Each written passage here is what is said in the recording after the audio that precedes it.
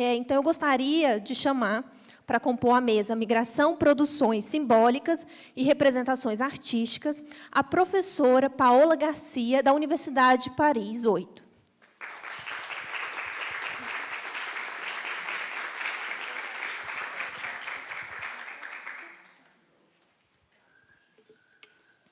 Eu gostaria de chamar a professora Luciana Hashman, professora do Departamento de Artes Cênicas da Universidade de Brasília.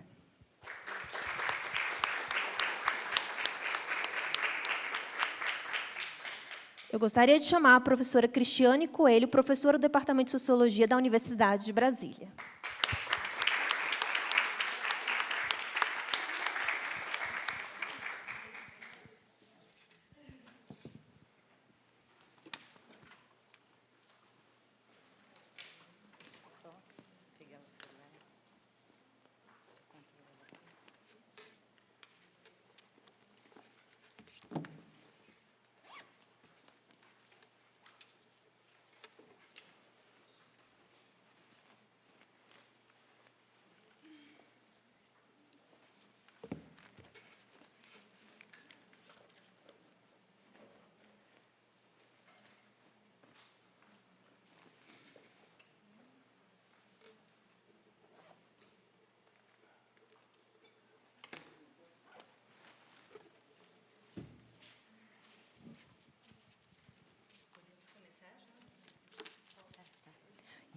Bom dia a todos e a todas. Gostaria de começar parabenizando a organização do evento, pelo evento tão importante, né, e o Observatório das Migrações, o LAEM também, e cumprimentar todos e todas presentes. É um grande prazer, é um tema de extrema importância, né, a gente está discutindo a questão das políticas migratórias e abordando sobre diferentes perspectivas. Então, hoje vamos começar o nosso dia, né, continuar o evento que começou ontem, com um seminário extremamente interessante para a gente pensar essa questão da dimensão simbólica e das representações, as diferentes formas de a gente abordar essa questão migratória. Então, começo passando a palavra para a professora Luciana, e é um prazer. Obrigada, bom dia a todas, todos e todos. Eu sou Luciana Hartmann, sou professora, então, do Departamento de Artes Cênicas e sou antropóloga também. Eu faço esse meio de campo aqui. Queria agradecer ao convite da professora Tânia também, dizer que eu estou muito feliz de acompanhar esse encontro, que está me enchendo de ideias. Desde ontem, eu já mudei a minha apresentação aqui. A professora Tânia e a Zaquia fazem parte da nossa rede, a Rede Infâncias Protagonistas, Migração, Arte e Educação. E vai ser sobre essa rede que eu vou falar um pouco hoje, aqui para vocês, e, sobretudo, falar do processo de escolarização de crianças imigrantes e refugiadas e apátridas no Brasil. Foi difícil fazer um foco, a gente tem muitas frentes de trabalho, vocês podem ver aqui na frente. Eu coloquei uma exposição de uma parte do nosso acervo de literatura voltada para as infâncias, não é literatura infantil, porque ela toca muito nós adultos também. E, ai, que bom, o ar-condicionado. E é uma parte do acervo com o qual nós trabalhamos, não só com as crianças, mas com formação de professoras e de voluntários que atuam junto a crianças imigrantes e refugiados. Então, eu vou pedir, por favor, para nós começarmos escutando a voz de algumas jovens. Tá? Nós temos um podcast chamado Migra Contos, e nós vamos escutar um trechinho desse podcast.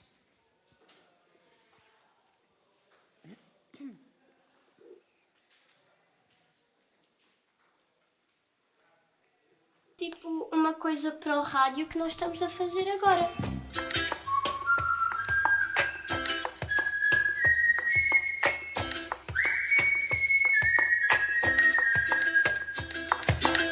Migra Contos, um podcast feito com crianças do mundo.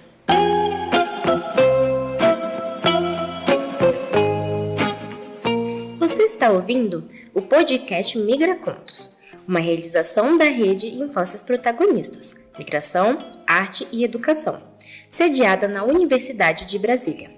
Eu sou Emily Dutra, tenho 18 anos e fui pesquisadora de iniciação científica no projeto, entre 2022 e 2023. de 2010, após um terremoto que destruiu grande parte do país, muitos haitianos buscam refúgio ou migram para o Brasil.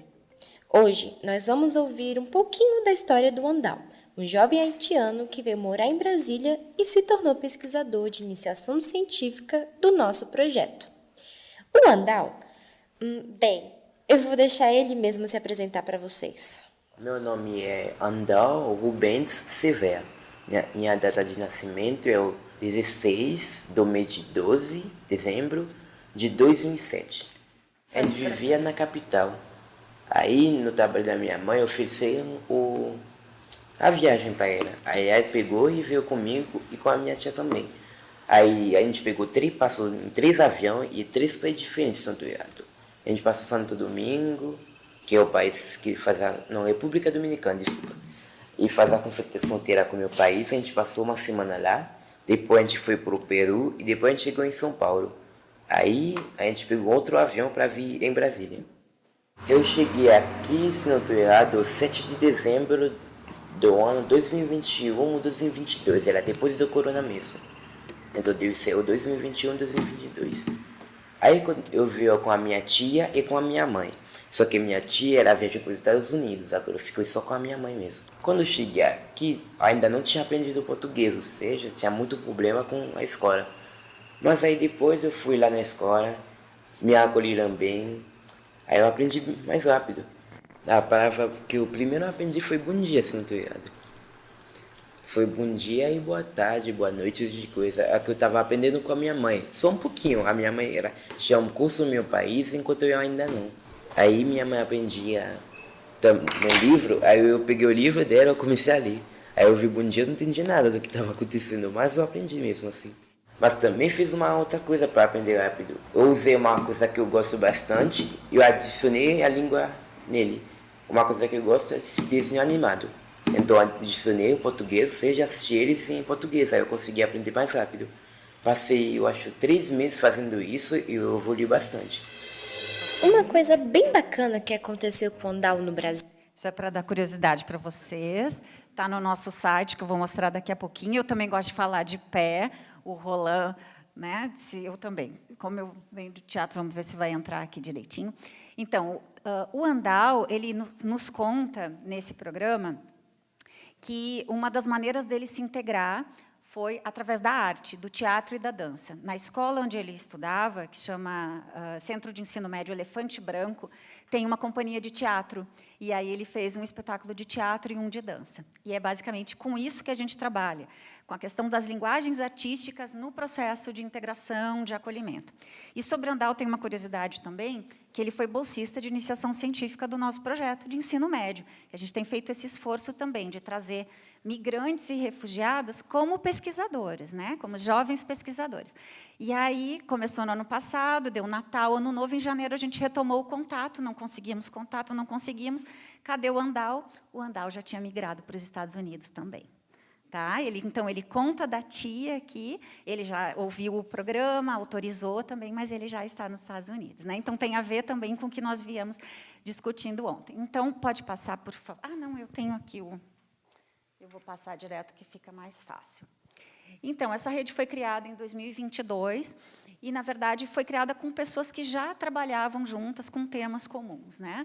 Então, não são só professoras, pesquisadoras, mas são pessoas que trabalham em ONGs, professoras da educação básica, pessoas que estão também em centros de acolhimento, né, em agências humanitárias, e a gente está em 13 estados brasileiros e 5 países. Nós temos um projeto guarda-chuva que chama Infâncias Protagonistas, uma proposta colaborativa de criação de políticas públicas para a integração de crianças imigrantes e refugiadas em escolas brasileiras. Tem o financiamento do CNPq, de um edital chamado Pró-Humanidades, e a importância também de políticas públicas nesse sentido. Foi graças a esse edital que nós conseguimos pagar bolsistas, viagens, né? Todo um processo aqui que é graças a esse edital. É uma rede multidisciplinar. E qual é digamos, a nossa premissa? As crianças, elas já têm um protagonismo nos processos migratórios.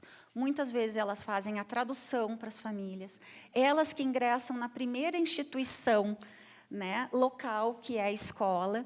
Então, muitas vezes, as crianças elas vão ao banco, elas vão ao serviço da Polícia Federal com os pais, né? Elas fazem toda uma intermediação, elas que acessam primeiro a sociedade essa de destino, né? E a ideia, então, é a escuta das crianças e a promoção dos seus saberes. Então, isso que eu já falei, né? E como é que a gente pode, então, a partir dessa escuta das crianças, o que a gente faz com essa escuta? Promover políticas públicas educacionais no Brasil, que garantam não só o acesso à escola, mas a permanência, que é esse o nosso desafio. Vou falar um pouquinho sobre isso. Então, assim, a gente tem vários estudos, eu só citei aqui alguns, né, que as crianças ainda são sujeitos ausentes na literatura, né, embora elas representem cerca de 40% da população em deslocamento. Tá? Elas não têm espaços de fala, né, espaços de escuta, e são fracamente atendidos pela política educacional. A gente tem uma resolução, que é essa resolução número 1, de 13 de novembro de 2020, que garante o direito à matrícula das crianças, mas a gente não tem uma diretriz nacional, e isso imputou às escolas a responsabilidade, sem uma preparação. Então, nós temos, assim, muitos depoimentos de gestoras, de professoras. Nós temos um caso emblemático, que é uma escola chamada Café Sem Troco, que fica aqui no Paranoá. Várias de nós, né, trabalhamos, a professora Suzana e a equipe trabalham lá também. Não sei se os alunos da Cristiane trabalham nessa escola também. E eles receberam, elas, né, são profissionais, são mulheres. No início do ano passado, mais de 40 crianças Uarau. Tá? E é isso, receberam 40 crianças Uarau. O que fazemos com elas? Né? Então, felizmente, conseguiram uma professora temporária que fale espanhol e, por um movimento da escola, conseguiram contratar 2 monitores Uarau para fazerem também a intermediação. Mas essa é uma escola modelo, né? Não é a realidade que nós temos. Então, por exemplo, a gente tem a Anete Abramovic, que é uma socióloga dos estudos da infância muito importantes, que ela diz, a gente não tem dados específicos. O pessoal do OBMIGRA sabe, né, o desafio que é o Censo Nacional de Educação, né, que deu essa paralisada no último desgoverno. E é isso, né, os relatórios da Acnur têm apontado que a gente tem a população em deslocamento, cerca de 30, 40 milhões de pessoas, né, de crianças, 40%, mais ou menos. Né? A gente tem 3 frentes metodológicas. Uma é o levantamento de dados bibliográficos e estatísticos. Então, a participação, né, da professora Tânia, da Zaquia, trazendo esses dados do OBMIGRA também, né, para contribuírem com a nossa pesquisa, foram fundamentais. A gente tem um banco de dados bibliográficos. Nós temos também processos de escuta e cocriação com as crianças, e aí a gente faz práticas artísticas e etnográficas, e também a formação de professoras e voluntários. Hoje eu vou me deter mais nesse segundo aqui, tá? Que são os processos de escuta e cocriação. Então, nosso trabalho na prática. A gente tem muitos desafios da pesquisa em locais de passagem, porque uma coisa é fazer pesquisa em escola, outra coisa é fazer pesquisa em abrigo, né, em centros de acolhimento. Nós trabalhamos bastante na Casa Bom Samaritano, que é um centro de acolhimento aqui que fica no Lago Sul, foi criado em 2021. Ele está dentro do processo de interiorização do projeto Acolhidos pelo Trabalho. As famílias venezuelanas vêm e podem ficar até 3 meses ali. Então, a gente tem uma série de desafios e a gente está tentando criar metodologias de pesquisa partilhadas com as crianças. A gente está desenvolvendo no nosso grupo de pesquisa uma proposta que chama pesquisa etnográfica performativa, porque a gente parte da pesquisa etnográfica, mas a gente performa juntos. É uma base nos estudos da performance, no sentido das performances na vida cotidiana. Como é que as crianças performam as suas relações, né, com o processo migratório. Então, são várias fotos feitas durante esses processos aqui, na Casa Bom Samaritano, como eu falei. E a gente vem tentando, então, trabalhar com metodologias que deem conta dessa relação e dessa escuta com esse público, porque não se trata de chegar, sentar na frente das crianças e dizer, e aí, né? O que vocês querem nos contar? Não é isso, né? Então, a gente trabalha, por exemplo, com o teatro do oprimido.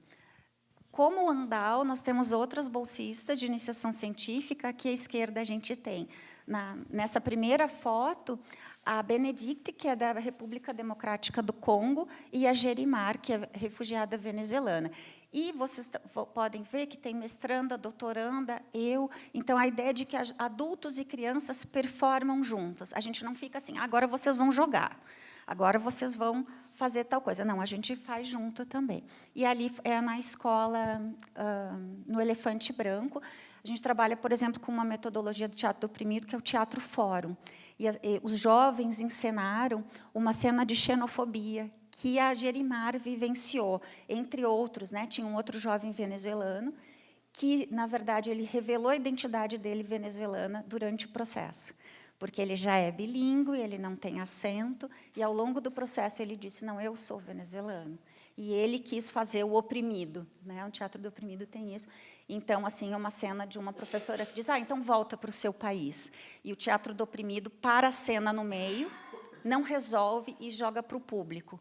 Como é que a gente pode resolver esse problema? E o próprio público, no caso, composto de jovens, apresentava soluções, mas não só falando, agindo em cena também. Tem toda uma metodologia, chamam os espectatores. É o espectador que passa a ser ator para tentar resolver um problema, entendendo que os problemas são de ordem pessoal, mas eles são estruturais também, como o problema da xenofobia, né? Jogos teatrais, aqui também, né? Brincadeiras tradicionais, a gente troca bastante. As crianças são pesquisadoras também, elas fazem seus cadernos de pesquisa. Eu não vou entrar na minúcia, mas a gente já tem alguns artigos, narração e criação compartilhada de histórias. E aí nasce também o podcast, e aqui tem alguns dos livros. Esses livros têm foco em questões migratórias e de refúgio, mas não significa que nós só contemos histórias sobre migração para as crianças, porque também seria muito opressor também, né? São crianças imigrantes, então a gente só vai contar a história de migração para elas. Ao contrário, a gente até usa mais para os adultos, para a formação. O que nos dizem as crianças? Então, aqui eu vou entrar num foco que, a partir de... Eu fiz uma seleção, claro, né, de algumas narrativas de crianças para a gente compartilhar. Então, a Melanie são nomes fictícios, tá? A gente passou por toda a ladainha lá do Comitê de Ética, que é super necessária, a gente entende, para a proteção, mas é um processo que não é pensado para ciências humanas e sociais, né? Então, vamos lá, a Melanie disse, a escola ligou hoje para os meus pais e disseram que eu não devia ir hoje, porque eu vou me perder. Minha professora, que se chama Luciana, não veio porque estava doente, ela faltou. E quando tocou a campainha do recreio, uma senhora nos colocou para ter aula com outros alunos. E eu passei mal, porque as crianças que estavam nessa turma eram tão grandes que podiam estar no 6º ano, ela estava no 1º. Era inacreditável, porque eram tão grandes os meninos, faziam muito barulho. Então, quando soou a campainha do recreio, fui o recreio lá fora, e quando eu voltei, eu vi tudo diferente. E eu fiquei andando pela escola, andando. E aí uma menina me perguntou o que estava acontecendo, então eu disse para ela que eu me perdi. Aí essa menina me ajudou a ir para a escola. Então, ela começa contando o final da história. A escola ligou para o meu pai e disse para não ir, porque eu vou me perder. Porque num dia ela tinha se perdido, porque a professora não foi, colocaram ela em outra turma e ela se perdeu. E foi uma amiga que ajudou. A Fabiana nos diz, eu gosto da escola. Minha professora é muito bonita e trata as pessoas bem. Ela se chama Tia. Eu estou no 4º ano, eu adoro essa. Meu irmão ia passar para o 5º, mas deixaram ele no 3º. O Jeremy. A gente está mantendo um pouco a oralidade, vocês veem que varia, né, do espanhol para o português. O Jeremy diz, la escuela es casi lo mismo, verdad. Yo llegué, no me preguntaron nada, pero me pusieron en este grado, verdad. Fue porque no me hicieron ninguna prueba ni nada de eso. Fue porque yo estaba en Boavista en 7º C. Me passaram para B, me subiram mais ou menos 1. Ele, assim, na compreensão dele, ele subiu de um nível, mas ele continuou no 7º ano. E eu cheguei, me sentei, me perguntaram meu nome, tive que trazer um papel da professora, me assinaram o papel e perguntaram a chamada e lo demás, que se sabia falar português, eu disse que um pouquinho, de onde venia, e disse a eles que era venezuelano, que eu falava espanhol. E eles pensaram que eu era de Espanha, porque falava espanhol. E eu disse, não, que eu era venezuelana. Então, a compreensão, né, também das professoras ali. E a Ellen, é a última, tá? Na escola, estou em 4º ano, porque quando eu estava na prova, não prestei atenção. E por isso foi que me passaram para 4º. E em Venezuela, iba para 6º. A diretora da escola disse que primeiro se hace uma prova. Então, eu fui à prova, estava muito nerviosa.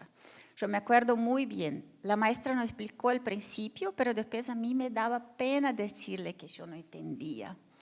E não lhe perguntei, e foi por isso que me retrasaram de ano. Aqui se me hizo difícil a escola, mas meu papi me descargou uma aplicação que era para aprender o português. Eu estuve em um curso de português e aprendi. Oi, tia, posso ir ao banheiro? Então, aí lhe pergunto, oi, tia, posso encher a minha garrafinha? Isso é muito de Brasília, tá? A gente sempre tem que encher a garrafinha. Então, ela me disse, pode. E é assim como eu aprendo. Bueno, a maioria foram os companheiros e a professora que me ajudaram, que quando eu não sabia algo, eu lhe dizia, como se fala isso? E é assim como eu aprendo mais. Bom, o que elas estão nos dizendo aqui, né? A dificuldade de realizar as provas de nivelamento em português. Mas aquela resolução prevê que elas sejam realizadas na língua de origem. Só que como é que a escola vai realizar uma prova, de repente, em espanhol até não é o mais, né? Mas assim, em farsi, né? Em árabe, né?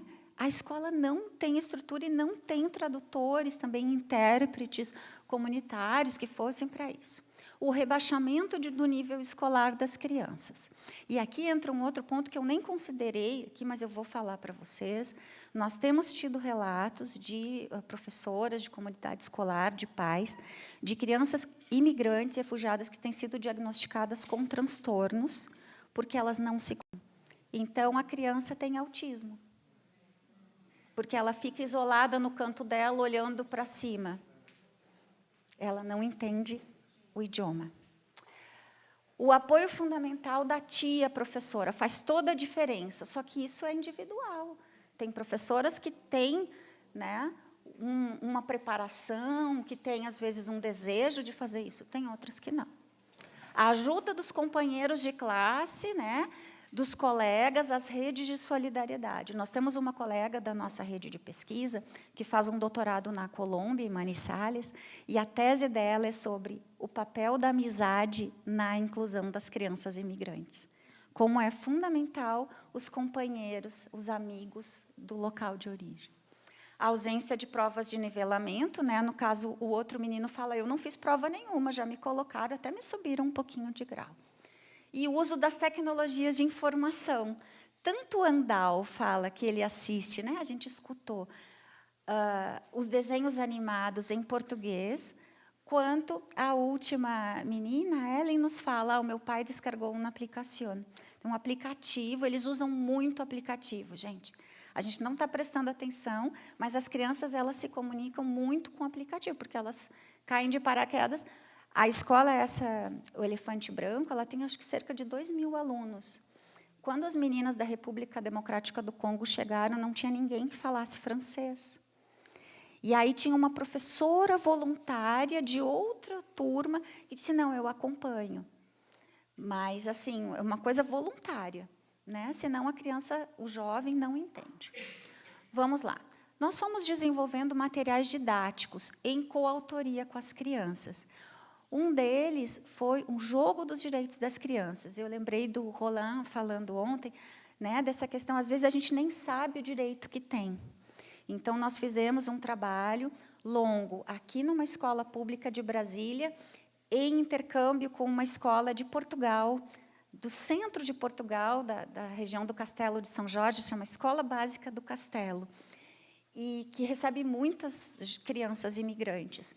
E aí as crianças do Brasil e de Portugal, de várias imigrações, né, de vários fluxos migratórios, construíram esse jogo. Primeiro, pesquisando crianças que lutam pelos direitos de outras crianças, dos 5 continentes, e depois criando as suas próprias cartinhas. As crianças adoram jogar carta, esse é um jogo no Brasil conhecido como jogo de trunfo. Então, ele tem pontuações. Tudo foi decidido com as crianças. Aqui, por exemplo, tem a cartinha da MC Sofia.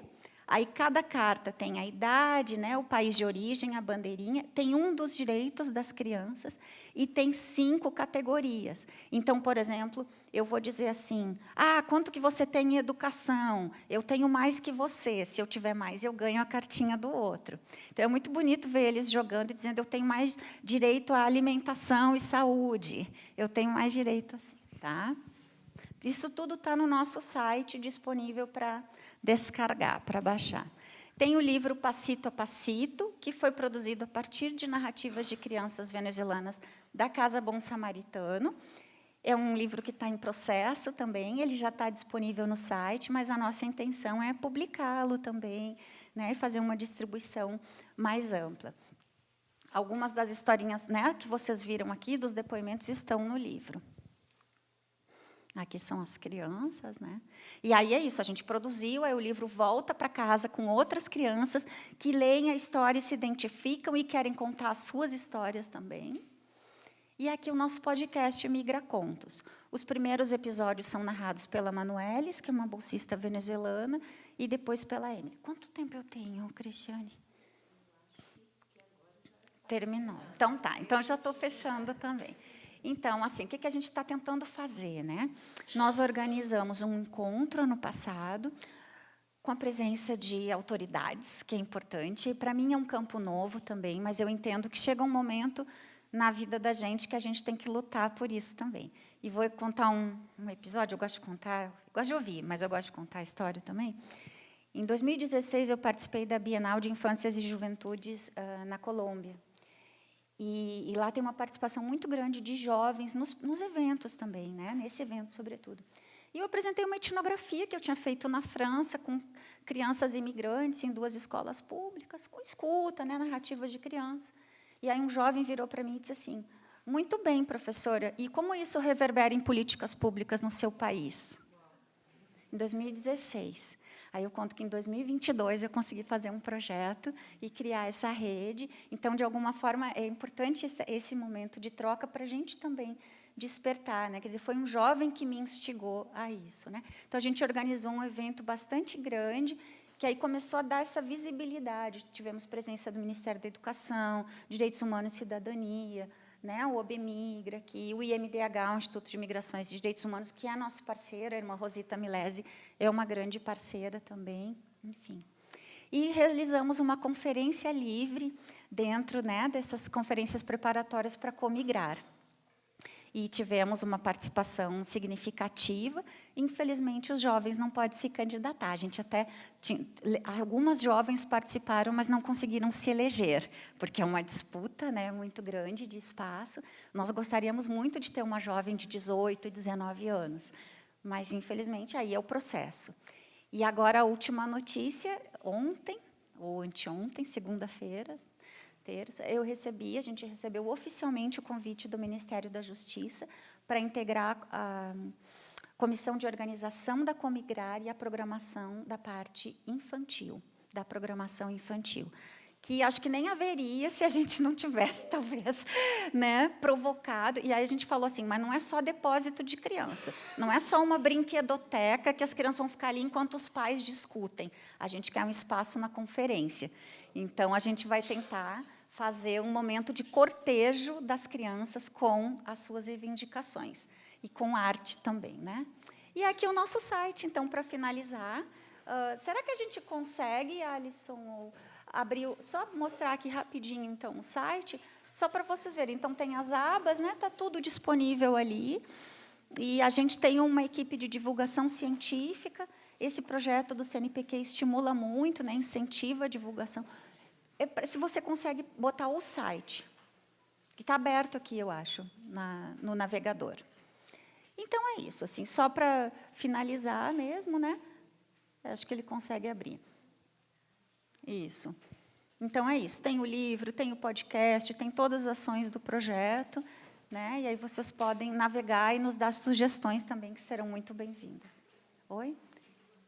Isso, aí, aqui, né, a gente tem Instagram também. Eu não coloquei o último slide. A gente tem Instagram, Facebook. Felizmente, a gente tem uma equipe de bolsistas, é por isso que é importante, que estão fazendo esse trabalho e que estão chegando né? A gente tem pessoas trabalhando em Manaus, em Roraima, no Rio Grande do Sul, professoras nos procurando, pessoas que trabalham em abrigos, porque justamente aí tem um material também disponível. Última coisa, nós estamos criando agora um acervo colaborativo de boas práticas, de ações para trabalhar com as crianças.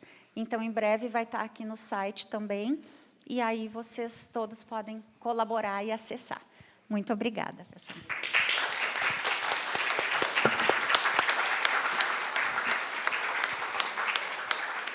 Parabéns, Luciana, que projetos como o teu continuem e se ampliem, né, e fazem total diferença para a gente não pensar as migrações de uma forma homogênea, como muitas vezes acontece, e a gente pensar a invisibilidade da infância, na maioria desses estudos sobre migração, e a importância desse tipo, até os desafios metodológicos, que eu acho que vocês dão resposta com o projeto de várias formas, né? Achei muito interessante essa questão dessa abordagem, né, de etnografia performativa, e a gente pensar metodologias adequadas para a infância e a importância de tirar da invisibilidade, do silenciamento, a infância e mostrar o protagonismo infantil, e a gente pensar os desafios que se colocam para esse mundo globalizado. Eu lembro muito do Apadurai, quando vai falar da globalização da cultura, e pensar o papel da educação, e de uma educação que seja decolonial e que nos permita realmente pensar as diferentes demandas e tirar da invisibilidade, do silenciamento, o protagonismo das crianças através da arte e da educação. Excelente, parabéns, assim, muito bom o projeto. E, dando continuidade a essa excelente manhã, né, que já começou muito bem, passo agora a palavra para a professora Paola Garcia, da Universidade de Paris 8, de Paris. Sí, muchas gracias. Bueno, va a ser un poco difícil. Bueno, primero siento mucho, bueno, mi intervención va a ser en español. No hablo portugués. Va a ser medio difícil tomar la palabra después de una presentación de un proyecto tan rico, tan interesante y que tiene un impacto social tan fuerte. Así que realmente te felicito, ese proyecto realmente muy hermoso. Bueno, primero, por supuesto, decirles que estoy encantada de estar acá con ustedes, de participar a estas jornadas, agradecer a la profesora Tania y al profesor Leonardo por la invitación.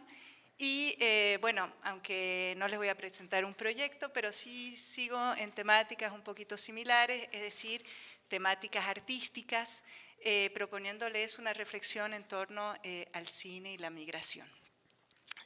Bueno, a las luces de las orientaciones teóricas del grupo de Dominique Vidal, ¿no?, sobre los territorios de la espera, les quisiera proponer entonces una reflexión en torno a la construcción cinematográfica de estos espacios en una película sobre migración. En efecto, me parece que el concepto, y estamos todos de acuerdo, es sumamente interesante para pensar el fenómeno de las migraciones en general, y ya que efectivamente es una condición inherente, ¿no?, a la propia experiencia migratoria, y el cine me parece ser una fuente de análisis particularmente pertinente para acercarse a la espera, una espera a la vez real y subjetiva. A menudo el cine sobre migración se produce en las fronteras, ya sean físicas, simbólicas o imaginarias. Por lo general las imágenes se centran en personajes víctimas de demarcaciones, individuos marginalizados, errantes, retenidos, desplazados, intentando derribar las fronteras que les impiden seguir adelante o regresar a la tierra que les pertenecía. El cine sobre la migración busca visibilizar esas fronteras físicas o imaginarias, de las cuales por lo general una parte permanece siempre invisible. Es evidente que muros, alambrados, puertas, ríos, calles, entradas de un centro comercial, de un barrio, de un aeropuerto, aduanas, puestos de vigilancia, etcétera, son visibles. Pero lo que lo es mucho menos es lo que está detrás, un poco más allá, lo oculto, en definitiva, lo que solo podemos suponer pero no ver. El cine pareciera buscar lo que está fuera del campo visual, lo que es negado, ignorado o desconocido e incluso censurado para enmarcarlo en la pantalla. Lo que podíamos sospechar o temer detrás se hace entonces imágenes, discurso narrativo. La cámara transgrede los límites, rompe barreras, nos muestra lo que está detrás,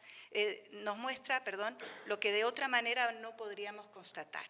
¿Qué ocurre con los emigrantes que son detenidos en el control de los aeropuertos y desaparecen detrás de una puerta o un pasillo que no es el de la salida? Los pasajeros en regla conjeturan hipótesis sobre ellos, esconden droga, no tienen visa, sus documentos son falsos, pero no van más allá porque ese otro lado de los controles es infranqueable, salvo para la cámara del cine omnisciente y dotado de ubicuidad. La cámara tiene entonces la posibilidad de franquear el límite y su lente accede a ese espacio de espera que no vemos y que está detrás, más allá de los controles de migración. Me gustaría entonces acá centrarme en una película que es Prometeo deportado, que es una película del 2010 del director ecuatoriano Fernando Mieles, que explora ese espacio sociotemporal tan específico, el de la espera en el contexto de la migración económica.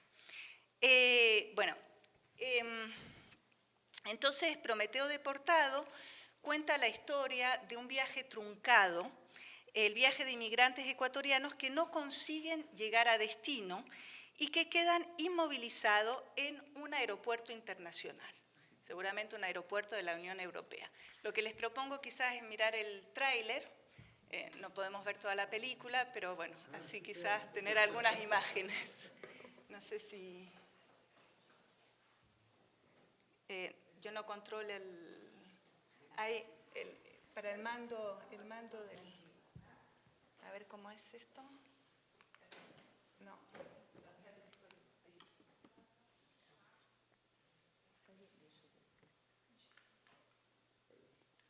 En principio...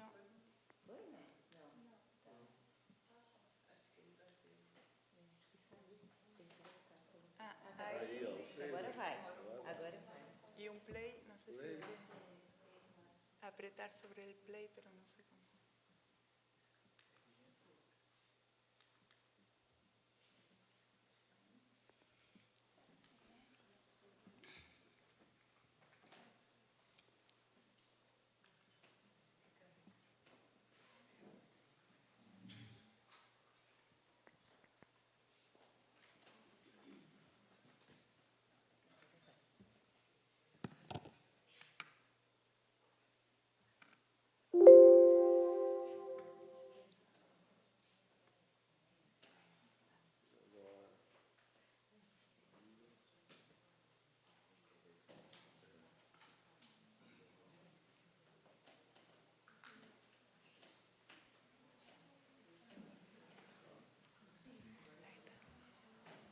¿No tenemos sonido?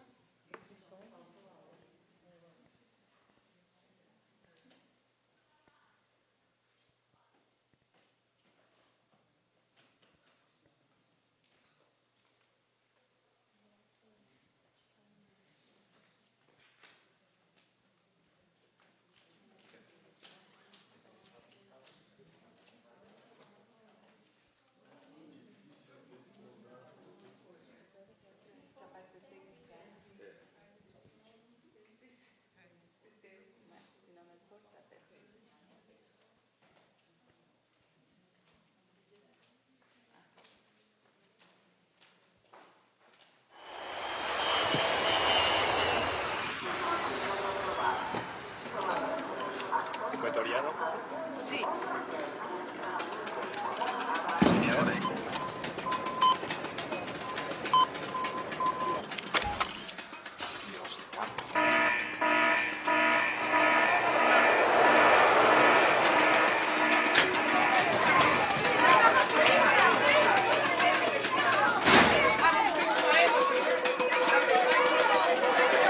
¿Qué culpa tengo yo de que no nos dejen pasar? Por el amor de Dios, yo soy americana, mamón. Represento a mi país, vengo a competir, soy campeón de aguas abiertas. Dije 1000 veces que consigas los pasajes en un vuelo donde no viajen ecuatorianos.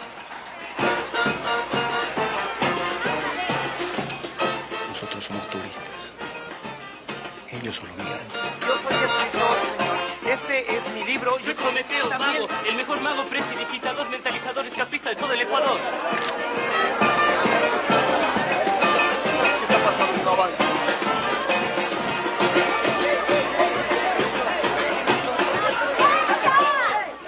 ¿Ya no se dan cuenta? Eso es precisamente lo que quieren. Motivos para deportarnos. No se preocupe, ya estamos aquí.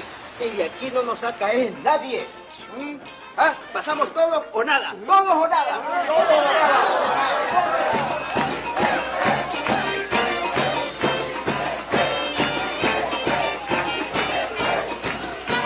¿Qué necesita? A mí pídame lo que sea, yo le puedo ayudar en todo.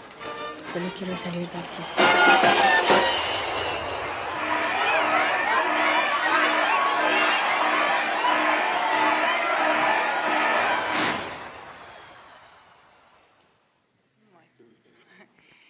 Entonces,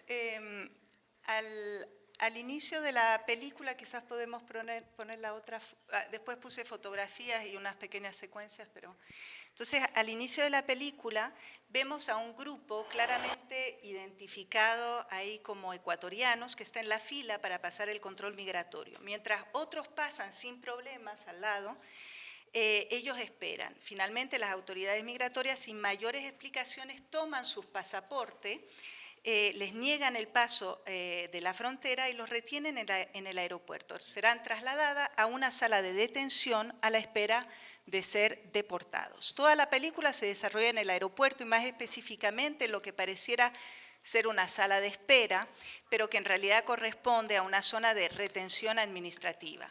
El espacio del aeropuerto es representado en la película como lugar anónimo, estandarizado y de cierta forma deshumanizado. Muchas veces no se ven las caras de los agentes de migración, no hay contacto entre ellos ni con los migrantes, solo se ven a los agentes de migración con sus uniformes cargando los pasaportes, ahí lo vimos un poco rápido de los ecuatorianos en los pasillos blancos, fríos. Este espacio fronterizo no tiene marca específica que permita al espectador saber concretamente, con certeza, digamos, en qué país se encuentran estos viajeros ecuatorianos. Además, todos los letreros en ese aeropuerto son incomprensibles. Están escritos en español al revés, por eso suponemos, bueno, que es Barajas, probablemente. Ese lugar, entonces, es el país del ninguna parte, tal como lo define Grunsberg, o el no lugar al cual Mascoget dedicó un libro. La sala donde encierran los ecuatorianos puede ser considerado como un espacio de relegación que surge en un contexto de circulación, el aeropuerto. Se caracteriza por ser un espacio cerrado, un lugar que separa las alteridades sociales marginales de los migrantes, participando de esa forma a la construcción de la figura imaginaria de los indeseables, les indésirables, retomando la expresión de Michel Agier en su ensayo sobre la peur des autres. En definitiva, como lo señala Yvon Pesqueux, el espacio articula lo cercano y lo lejano a partir de lógicas de inclusión y exclusión que determinan un límite entre el interior y el exterior, entre el nosotros, el endogrupo, y el otro, el exogrupo, entre el acá y el allá. Se desdibuja entonces una clara correlación entre espacio y exclusión social. En la película Prometeo deportado, esta separación y marginalización del migrante no solo se visualiza por el espacio del encierro, es decir, la sala cerrada, la sala de retención, sino también aparece de manera simbólica por las diferencias físicas y lingüísticas entre los migrantes y los que identificamos como nacionales y turistas y, por supuesto, su circulación. Es decir, vemos circular libremente en el espacio del aeropuerto hombres y mujeres blancos, rubios, que contrastan físicamente con la heterogeneidad física y étnica de los ecuatorianos y cuyo idioma es incomprensible, como lo son los carteles, los letreros, no solo para el emigrante, sino también para el espectador, acentuando de esa manera las fronteras que separan unos de otros. El espacio de la espera también se configura temporalmente. El paso del tiempo se visualiza en la película a través de dos elementos. Por un lado, la llegada progresiva y continua de ecuatorianos. a la sala de espera, que se encuentra en poco tiempo totalmente saturada, espacio asfixiante, también para el espectador que se imagina encerrado a su vez en ese reducto. Y a ver dónde está el... Perdón, ahí hay una imagen ahí donde se ve ese espacio totalmente saturado. Abren un minuto la puerta y todo el mundo quiere salir, ¿no? Esta saturación espacial pone de realce metafóricamente la amplitud e intensidad del fenómeno migratorio experimentado por España en poco tiempo a partir de los años 1990 y en especial hacia España. El paso del tiempo también está sugerido por la presencia de una tortuga, que no se las puedo mostrar, pero que aparece puntualmente en la pantalla. Al principio son tortugas, vemos varias tortugas en realidad pequeñas, y luego esa tortuga, vemos una tortuga mediana, y al final vemos avanzar una tortuga gigante de tipo galápago, especie característica de Ecuador, que puede crecer durante 30, 40 años y es capaz de vivir unos 100 años. A través del crecimiento de la tortuga, el cineasta ilustra visualmente una de las particularidades de la espera, que supone una temporalidad aparte, diferente, puntuada de rutinas relacionadas con necesidades vitales, el comer, el caminar por la sala, el ir al servicio, el dormir. Y ni los migrantes ni el espectador serían capaces de decir cuánto tiempo estuvieron encerrados. El crecimiento exponencial de la tortuga sugiere más bien una temporalidad subjetiva e irracional, y retomando las palabras del propio director Fernando Mieles, él dice, puede haber pasado unas horas o toda una vida. La espera establece una relación al tiempo que rompe con la percepción del tiempo común, ordinario, digamos, y en la espera no somos capaces de medir el tiempo, pero tampoco de medir el espacio. Por momentos la sala parece grande, por otros sumamente estrecha.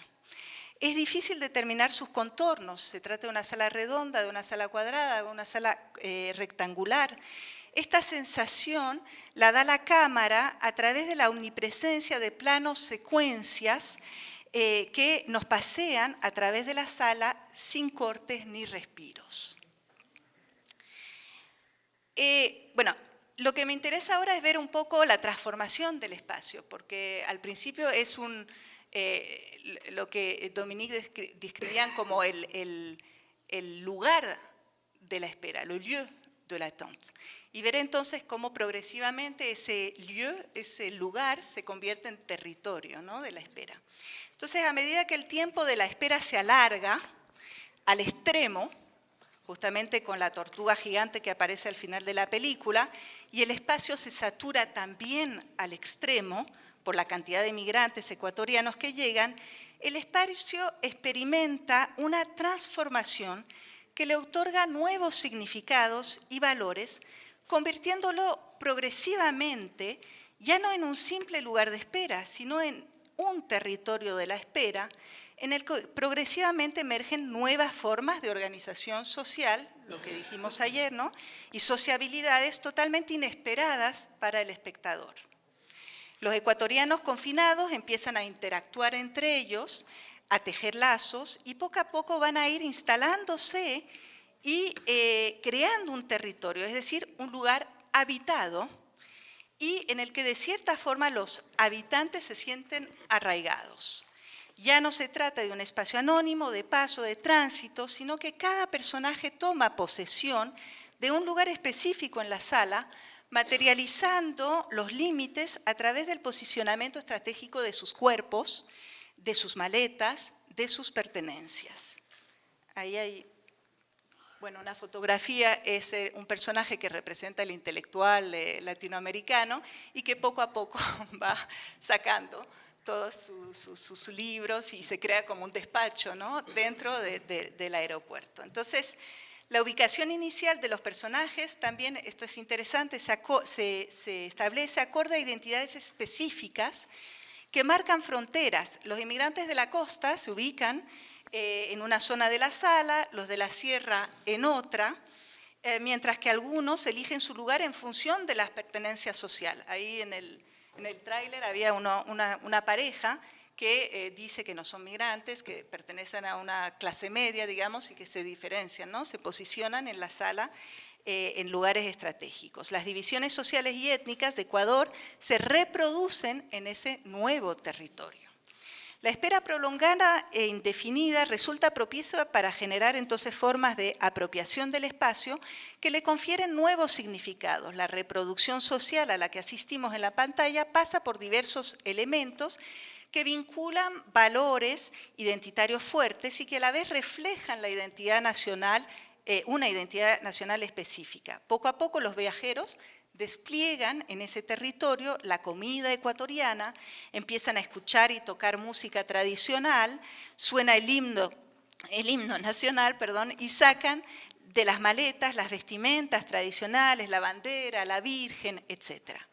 Por otro lado, asistimos a la multiplicidad de personajes que representan la diversidad de Ecuador, y ese es un gran logro de la película. La película es coral, es decir, que no hay realmente un personaje principal, sino que son 12, y la tensión dramática recae en cada uno de ellos. Así, a través de la pluralidad de personajes, cada uno se convierte en una suerte de arquetipo de la sociedad ecuatoriana. Cada viajero participa en la construcción de una nueva organización y dinámica social que se reproduce en ese espacio reducido y cerrado. Aparecen nuevas dinámicas de solidaridad, se presta ropa para el que no tiene su maleta, se da champú para el que no lo tiene, se presta atención médica para el que lo necesita, y a la vez surgen nuevas formas de organización social, sobre todo en torno a la comida. Entonces ahí va a haber toda una organización que se pone en marcha al principio sobre la distribución organizada de la comida, porque cada vez llegan más y hay menos comida, ¿no? Bien, por lo tanto, va pasando el tiempo, todo el mundo se reconfigura y se organiza, y como lo indicaba Dominique en uno de sus trabajos, se imponen, y ahí cito, se imponen nuevas competencias, límites, márgenes y fronteras antes inexistentes o desaparecidos. Todo el mundo se reconfigura y organiza según el orden de las expectativas. En definitivo, el espacio cerrado en el que evoluciona la película Prometeo deportado se transforma poco a poco en una alegoría, de forma alegórica, se transforma en un pequeño Ecuador imaginario. Y ahí, les puse una fotografía justamente de la organización de la distribución de comida, que va a estar en manos de este personaje, Doña Murga, que organiza todo eso. Bien, el proceso de transformación de sentido y valor del espacio se acompaña de un proceso de introspección y de profundo cuestionamiento sobre sí mismo y sobre la sociedad ecuatoriana en general. Lo que está en juego en realidad es una reflexión sobre la identidad ecuatoriana, y eso lo indicó varias veces el propio director. Una reflexión que se desarrolla justamente durante todo el tiempo de la espera. Esta exploración pasa por una autoaceptación y reconocimiento de los personajes que llegan a la sala de espera aparentando, al principio todos aparentan ser otras personas, y niegan rotundamente su condición de inmigrantes. Es decir, yo no tengo que estar acá porque no soy migrante, soy turista o soy... Bueno, a medida que va transcurriendo la historia y que la amenaza de la deportación va creciendo, los personajes van mostrando poco a poco sus verdaderos rostros, desvelando sus sueños y temores. Afrodita es uno de los personajes centrales. Por ejemplo, es una muchacha que usa lentes de contacto azules, que tiene el pelo pintado de rubia, que pretende ser un modelo muy famosa y reivindica ser americana. Sin embargo, la espera termina llevándola a admitir la mentira. Es ecuatoriana, no tiene ojos azules, no es rubia y tampoco es modelo. Trabaja en la prostitución. Prometeo, un joven que llega a la sala de detención esposado con un baúl de magia como único equipaje y dice ser él también el mejor mago, escapista y prestidigitador de todo el Ecuador, internacionalmente conocido, y admite en realidad nunca haber salido de Ecuador, salvo en su imaginario, haber viajado. Otros, como la pareja de ecuatorianos Nelly y Ángel, afirman ser simples turistas y no migrantes, cuando en realidad han salido de Ecuador para no volver. Ángel está en bancarrota y lleno de deudas. Al final de la película, entonces, las máscaras caen para todos. Todos son migrantes. Todos buscan un futuro fuera de Ecuador. Nadie es excepcional, ni vale más que los demás. Y ya no prevalecen las identidades regionales, étnicas o sociales que los diferenciaba al inicio. Pero este camino introspectivo se lleva a cabo tras un proceso de destrucción. Es decir, entre las cuatro paredes los conflictos en realidad van aumentando y la organización colectiva y solidaria inicial deja paso a la violencia y al caos.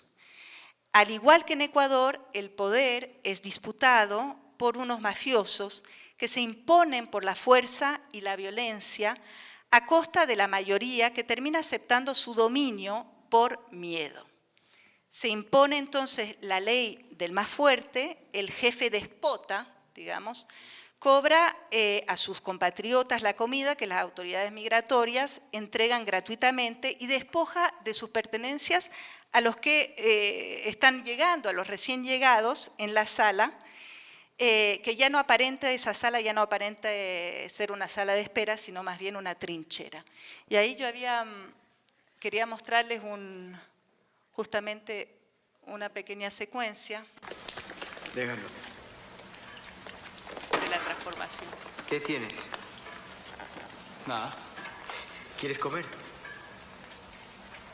Entonces, ¿qué tienes? No tengo nada. Somos los únicos sin maletas aquí en esta sala. Mentira. Todos los ecuatorianos siempre tienen algo que ofrecer. El cuerpo, el alma. Aceptamos todo. Somos flexibles. Cigarrillos, ropa, comida guardada. Cualquier objeto de valor aunque esté mojado. El turno en las butacas para descansar, las primeras horas del baño. Somos buenos, pero no tontos.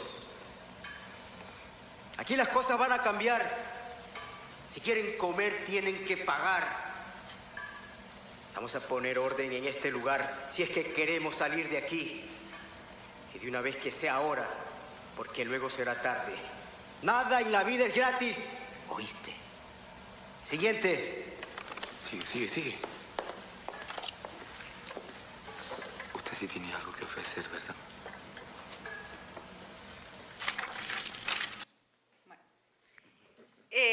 Los ecuatorianos, entonces, ahí encerrados en el infierno, creados por ellos mismos, parecen no tener salida ni futuro. Afrodita se derrumba, en un momento dado, ahí es la escena siguiente, y admite ser una prostituta, comparte con Prometeo, que vemos ahí también, comparte con Prometeo, el mago, su desesperación de no poder salir y, peor aún, de no poder regresar a Ecuador. La película ofrece entonces un desenlace totalmente inesperado.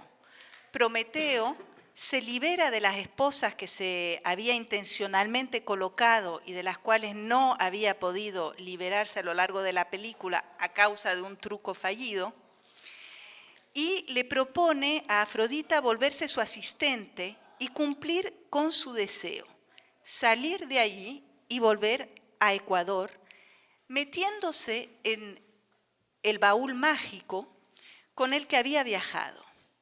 Los dos protagonistas desaparecen en el baúl y les siguen todos los ecuatorianos, los buenos, los malos, todos deseosos de escapar del encierro. Y ahí les voy a mostrar la última escena, bueno, la corté, pero...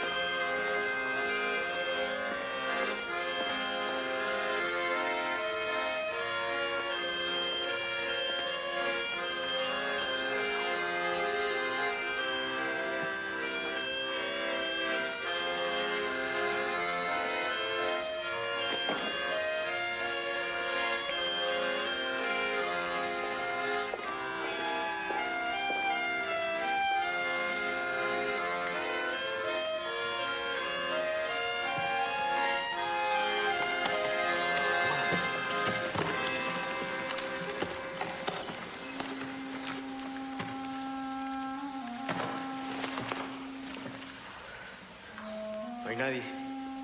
¿Cómo que no hay nadie? Si yo los vi cuando se metieron al baúl. Yo también. No pueden haber desaparecido. Espera.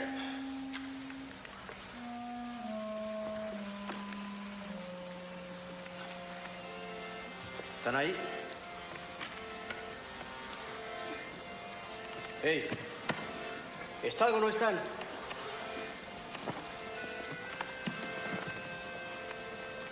Se lo juro que yo los vi cuando ellos entraron. Tú los viste, deberían estar ahí. Aquí no hay nadie. ¿Qué pasa? ¿Qué está pasando? No sé. Se están yendo. ¿A dónde? No lo sé. ¿A dónde se van a haber ido? Pues en una caja de madera. Pero no están. ¿No será que hay un agujero por ahí? No sé, pero yo me voy de aquí. Oye, ¿dónde te vas? A donde sea. Vamos. ¿Y tus maletas? No importa, vamos. Vamos.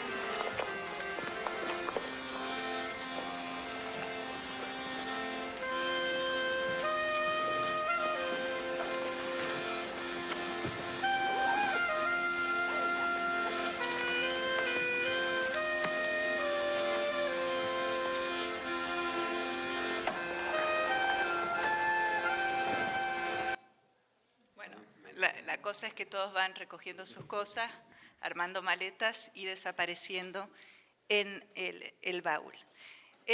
Bueno, para concluir, simplemente podríamos decir que finalmente el territorio de la espera termina convirtiéndose en el territorio de la esperanza.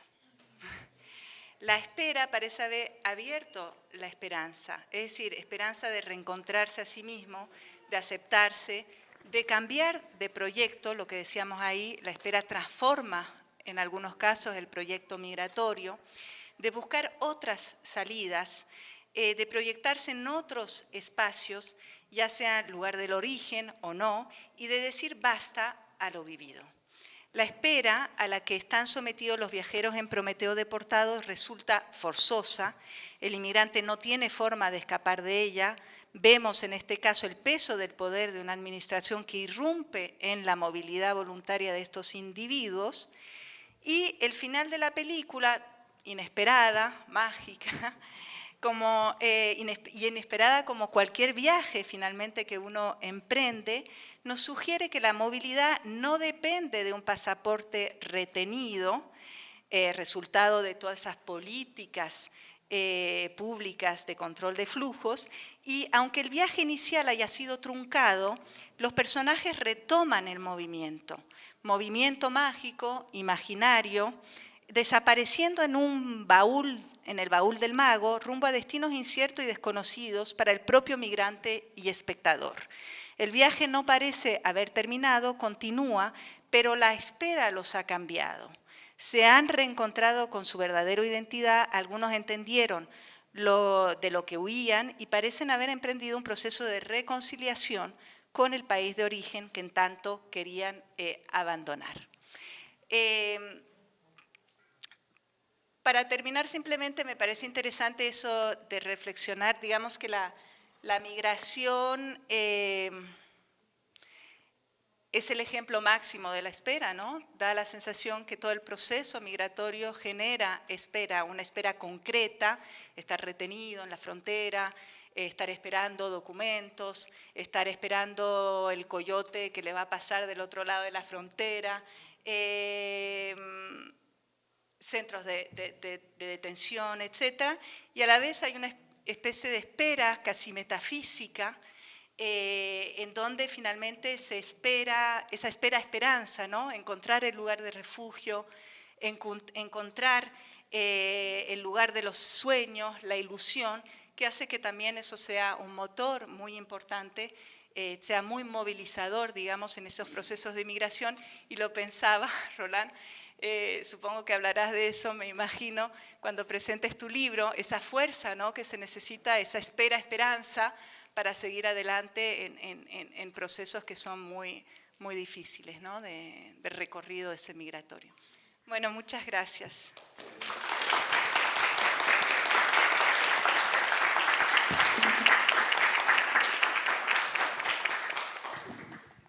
Excelente apresentação, né? E a gente pensar essa questão da mobilidade da espera e como é que se dão as nossas memórias individuais e coletivas e tudo que fica oculto e invisibilizado nesses tempos de espera e essas várias fronteiras visíveis e invisíveis, né, que estão no aeroporto, quem passa, não passa, as desigualdades nesses processos migratórios e a esperança, né? Eu acho que a gente fica com muita esperança nas duas apresentações de pensar o potencial da arte e da cultura e do ser humano de se reinventar, mesmo em situações de dificuldade, e essa questão da espera, tudo que gera em termos de precarização, de vulnerabilidade, de sofrimento. Lembro muito do Sayad, fala dessa ilusão, né, dos emigrantes e do sofrimento dos imigrantes, e como muito disso fica ocultado nesses tempos de espera e nessas fronteiras visíveis e invisíveis, e a importância da arte, seja a gente pensar o protagonismo, né, da infância, o protagonismo dos imigrantes, como é que o protagonismo e a visibilidade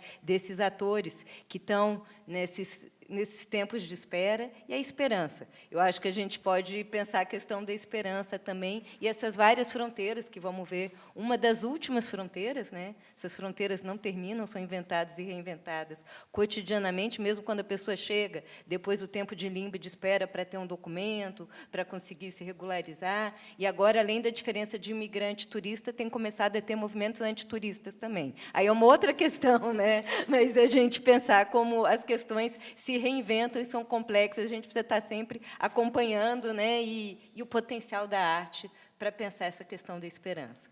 Né? Então, sem mais delongas, queria aproveitar para abrir ao público um pouco, que saber quem gostaria de falar um pouquinho. Sim, por favor.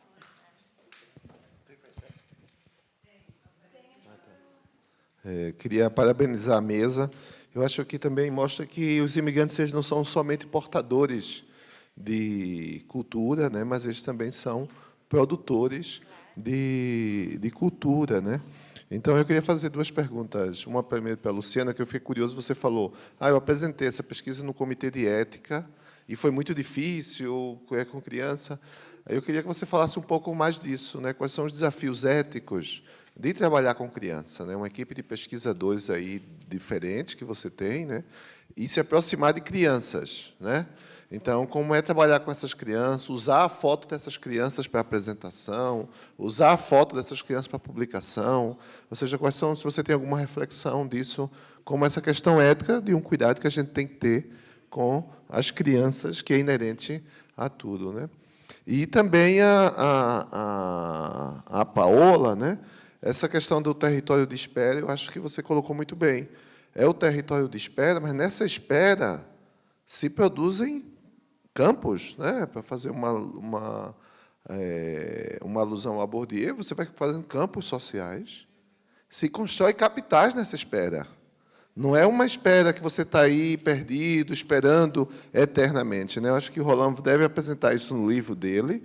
Nessa espera tem circulação, tem aquisição de capital cultural, o Roland deve falar, você aprende uma outra língua, tem novos irmãos, novos tios, ou seja, se constrói também, eu acho, capital social, também nessa espera.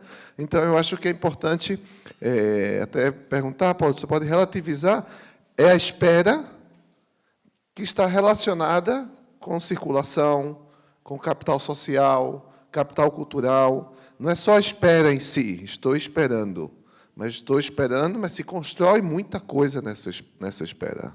Tem uma construção nessa espera, né? Eu acho que é uma coisa importante de como relacionar o conceito de espera com o conceito de construção nessa espera, né? Parece que os imigrantes são sujeitos passivos, mas não são passivos aí. Eles estão também movendo, estão sendo dinâmicos, e isso com muito sofrimento, né? Mas existe uma construção também, uma autoria, por falar na mesa de produção simbólica, né?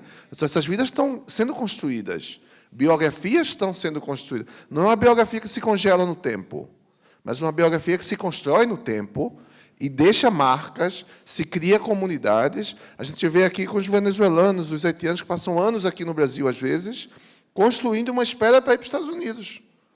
Essa espera tem construção também. Não é uma espera qualquer. É uma espera de construção de campos, de construção de capitais. Então, eu acho que é importante a gente relacionar o conceito de espera com esses outros conceitos de circulação e condição de vida, né? Pode ser que... Não, não quero falar, não. Bom, depois passo, parabenizar, obviamente, a mesa, tanto a Luciana quanto o Paulo, excelentes os trabalhos. Em relação a você, Luciana, além das questões mais domésticas que a gente comentou, eu tive um aluno que hoje fez mestrado comigo e faz doutorado, foi diretor de escola no Paraná e hoje trabalha na Secretaria Estadual, e ele fez um grande levantamento sobre todas as crianças, na época mais haitianas do que venezuelanas, hoje, obviamente, mais venezuelanas do que haitianas, no Paraná. E um dos problemas que ele via, e aí vai mais a pergunta, era a falta de capacitação dos gestores e, sobretudo, dos professores, né? Não apenas na questão da língua, mas na questão das próprias práticas pedagógicas, didáticas, etc. E aí a questão uma vez vocês já identificaram as escolas com maior número e esse projeto está sendo feito em parte com eles, ou eles estão participando de vocês, essa é a ideia, e, obviamente, depois eu vou levar o seu trabalho e passar o contato desse aluno meu, Alan, que trabalha e hoje faz um doutorado em educação, vai ficar encantado em conhecer. Em relação à Paula, que eu adorei, me fez pensar também em uma doutoranda minha que fez um trabalho sobre cinema imigrante no Brasil, então eu tenho a lista quase completa de todos os filmes sobre imigrantes no Brasil, me fez pensar Exílios de Gardel, um filme muito antigo, argentino, eu conheci o fotógrafo na época, Tangos, Exílios de Gardel, esse era o título desse filme também, mas a questão mais específica, em todos esses filmes, um pouco o que essa aluna me apontava, e a mesma coisa que eu vi, que nos processos migratórios a subjetivação aparece na arte. Quer dizer, a gente fala muito nos registros administrativos, no trabalho, em todas as dificuldades materiais, mas um elemento, para mim, essencial em todos os processos de inserção é o processo subjetivo, é a capacidade de transformar, de lidar com isso, e, quando passa pela arte, quando isso se transforma, seja na literatura, seja num podcast, seja num quadro, o que eu percebi é que esses migrantes que têm essa vertente artística, eles conseguem lidar melhor com a realidade. E muitos dos migrantes que eu tenho acompanhado, eles não têm vontade de ter trabalhos, digamos, normais, mas desenvolverem as suas habilidades artísticas, seja as que já tinham, sejam novas que eles descobrem. Eles acham e eles dizem, né, que a maneira melhor de inserção é através da arte. Então, a arte não apenas como um processo de materialização de uma personalidade, mas como um processo efetivo de vida, né? Então, a gente tirar a arte, às vezes, que a gente mantém naquele cantinho, naquela dimensão estética pessoal, mas uma dimensão maior, quer dizer, a arte faz parte da vida. Então, essa é a reflexão que me fez pensar de vocês. Então, muitíssimo obrigado pela... Tem, a Larissa quer falar, depois eu vou de baixo para cima.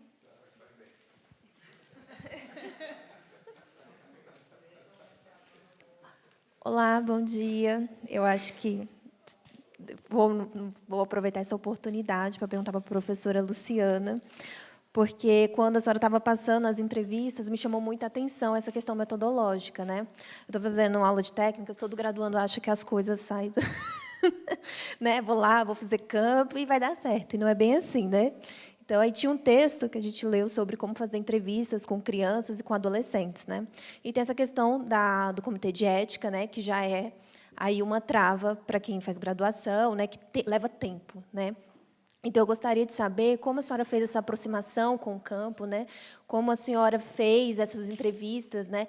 Porque assim, né? Foi por questionário, teve um roteiro, como é que foi essa aproximação e a aceitação deles, né? Para a senhora se aproximar e eles contarem a experiência deles. Obrigada.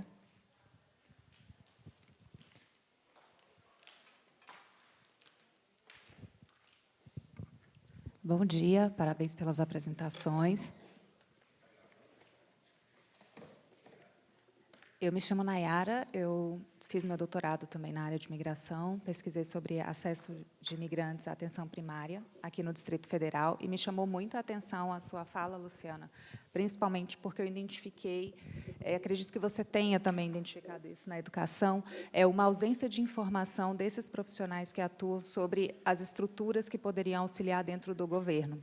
No meu caso, eu entrevistei profissionais de saúde que não haviam comentado sobre as dificuldades e as barreiras que tinham no atendimento de imigrantes, sequer com o gestor da unidade de saúde.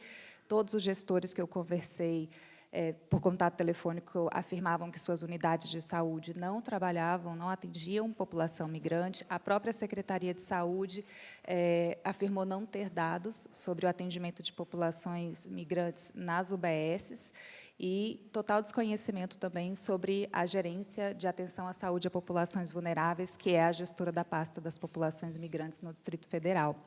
E o grande sentimento que esses profissionais tinham de solidão, de não ter aonde buscar e, ao mesmo tempo, de se sentir responsável em buscar isso autonomamente, de não acionar as estruturas dentro do seu serviço para solucionar essas barreiras e buscar apoio. Como que essa falta de, como eu posso dizer, registro mesmo dessas barreiras acaba ocasionando com essa ausência do Estado em formular políticas públicas, também como uma ação de Estado de não se comprometer efetivamente com essas populações. Se você puder também compartilhar conosco as suas experiências e visões em relação a essa parte estrutural, eu agradeceria. Obrigada.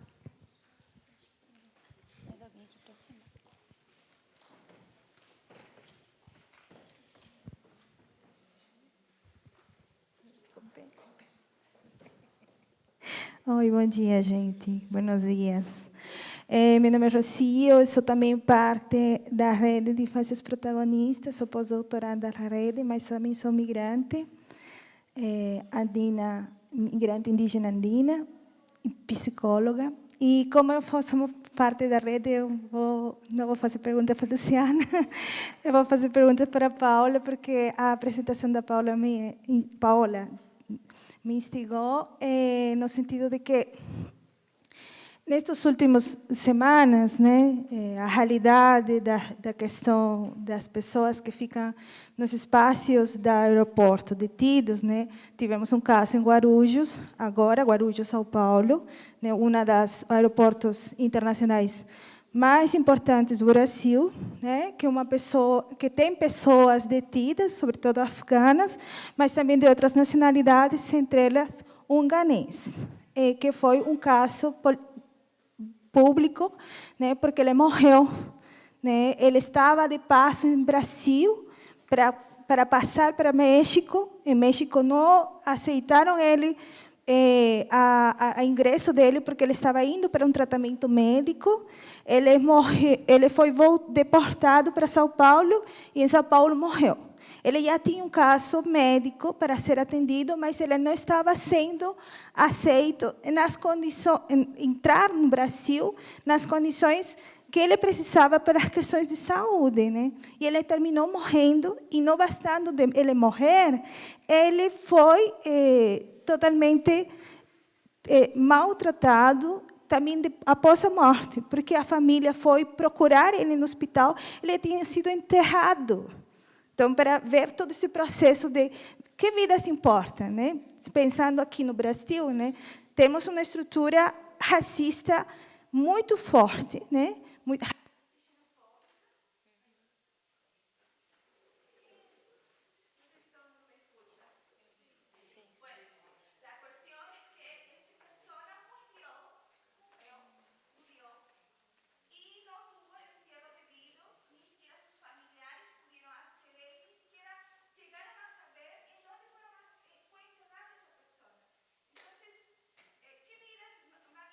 Em esse processo de migração, que vidas são consideradas, para acessar a esse processo migratório, esse trânsito migratório, São vidas que vão passar não só por um filtro político, A política ela é interpretada subjetivamente, e nessa subjetividade as estruturas racistas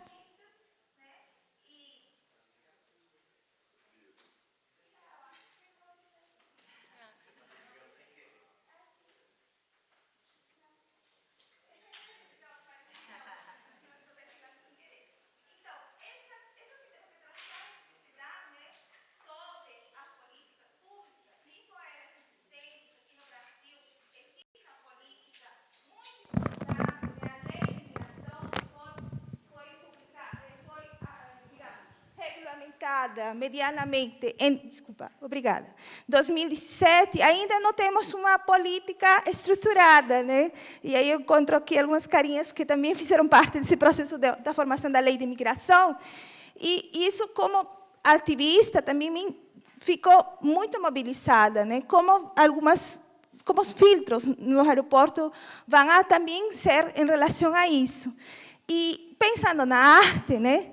Como a arte ela pode ser uma ferramenta importante para a mobilização de políticas, mas também para a estigmatização das migrações. E temos várias produções que estigmatizam, né? Qual é a linha tênue entre dizer que determinadas nacionalidades, né, se comportam de determinado jeito no aeroporto, né, ou são olhadas, né, por também produções, né, que a gente conhece de Afeganistão, né, que chega aqui através da arte, através das notícias, que é publicitado em relação a determinadas nacionalidades, que se vai se criar certos estigmas que também vão sair, né, à luz nas formas de como as pessoas que estão no poder vão fazer esses filtros, né?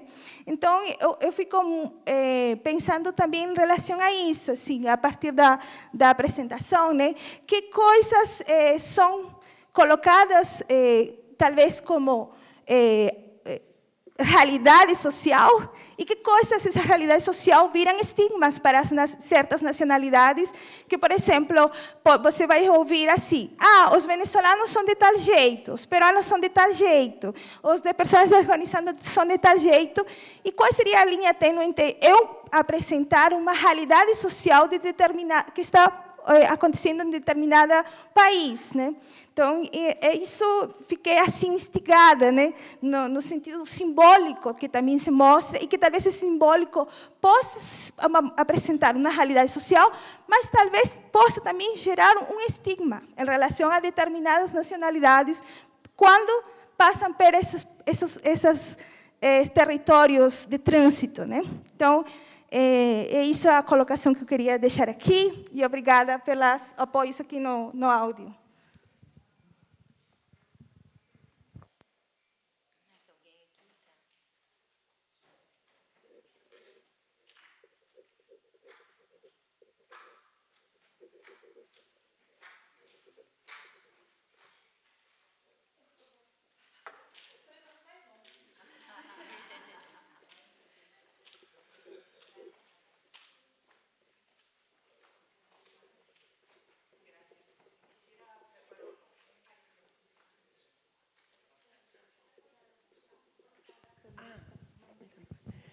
Muchas gracias por las dos presentaciones y quisiera plantear a la profesora Luciana, felicitarla por la investigación.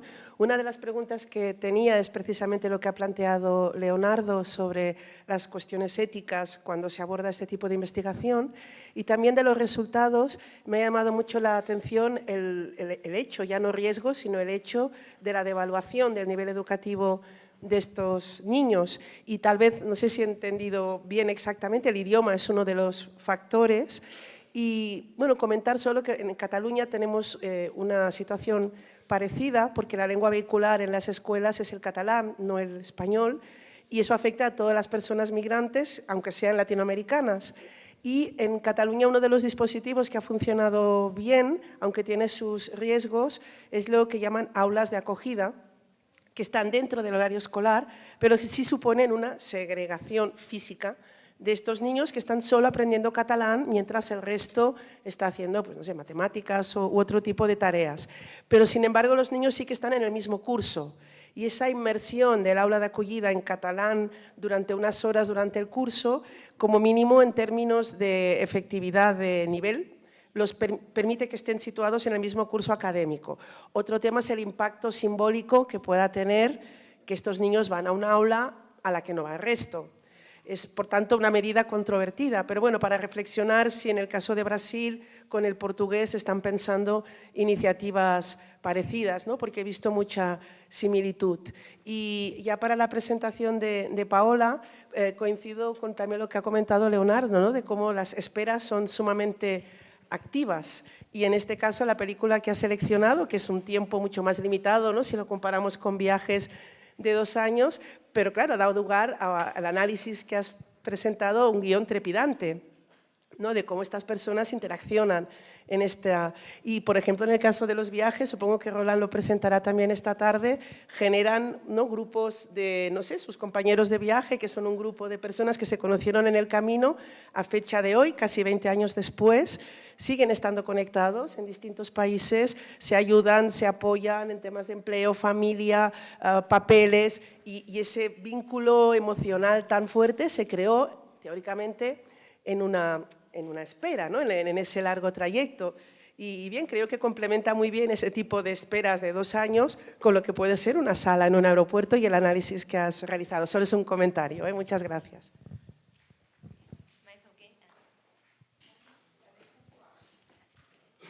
Acho que vou por aqui, que dessa vez vai ser um caminho mais rápido.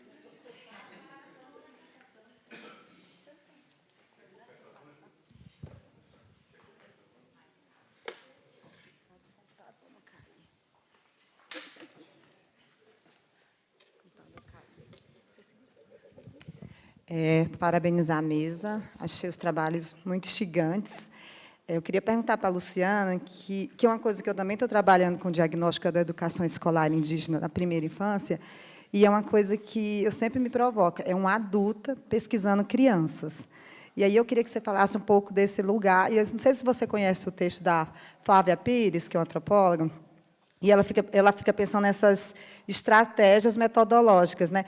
E quando a gente pensa um adulto pesquisando criança, existe uma relação de poder. A primeira coisa que aconteceu comigo na escola foi já me nomearem como professora, ou a tia. Então, assim, eles respondiam as questões a partir daquilo que ele achava que a professora queria ouvir. E aí eu queria que você falasse um pouco quais foram as estratégias que você usou para equalizar essas relações, assim, minimamente, né? E para a Paola, eu fico pensando no filme, mas eu também penso o filme enquanto uma fonte de pesquisa. E aí eu queria saber de você como é que você encara, se você pensou o filme enquanto uma fonte de pesquisa, pensando, inclusive, qual é o objetivo de quem produziu, qual é a relação com esse discurso, né? Porque a gente vê que, às vezes, tem uma coisa de que dá uma certa caricatura, né, para o filme. Assim, como é que você pensa nessa relação de pensar um objeto ficcional que também tem um objetivo de quem produz? Pensar o filme enquanto uma fonte de pesquisa,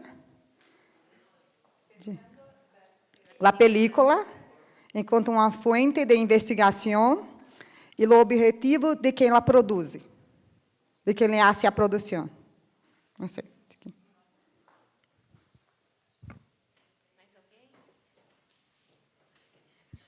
Acho que vamos mais uma última, então, e a gente volta mesmo. Queria também parabenizar.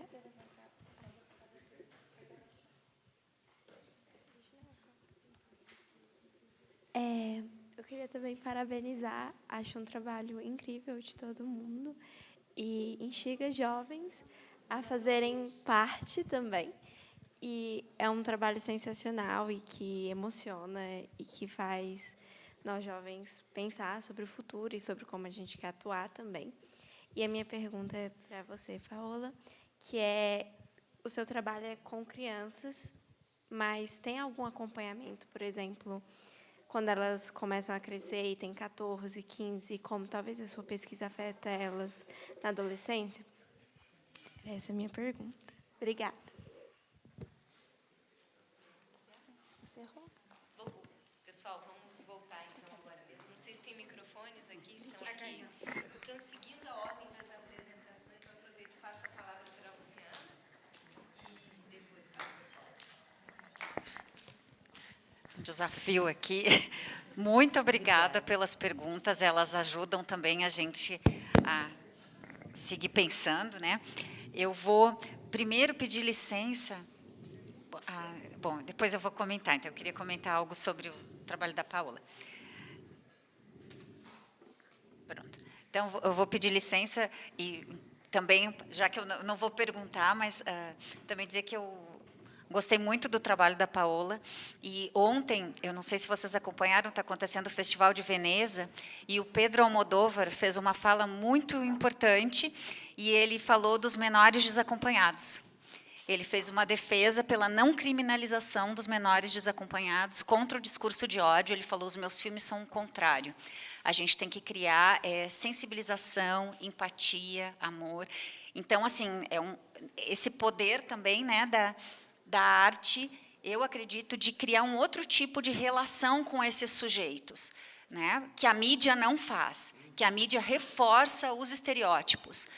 A mídia reforça e coloca, não são sujeitos, né? Não são pessoas com nome, com sobrenome, com história. E na arte, eu recentemente li um livro chamado Solito, que é do Alejandro Zamora, e é um jovem de El Salvador que faz o trajeto até os Estados Unidos sozinho, com 9 anos de idade.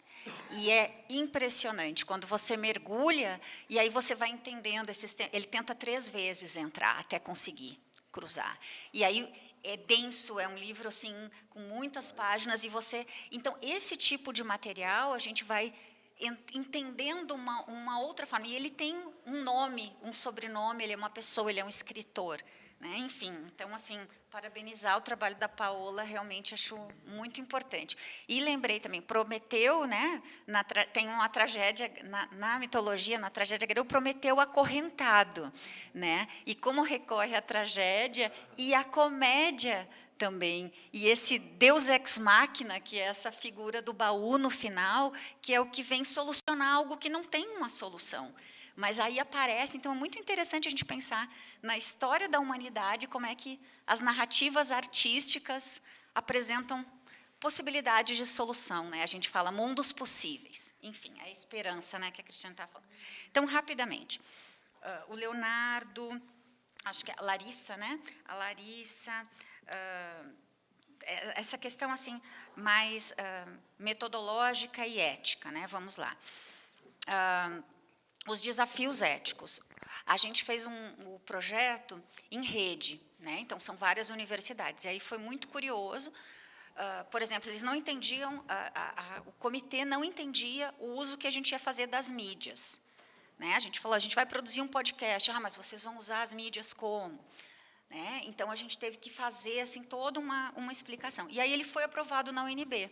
E quando ele foi aprovado na UNB, foram solicitados novos processos e aprovações para cada uma das universidades parceiras.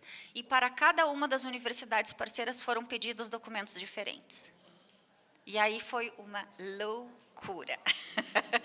Mas, curiosamente, a UDESC, a Universidade do Estado de Santa Catarina, deu a autorização para todas as pesquisadoras da rede.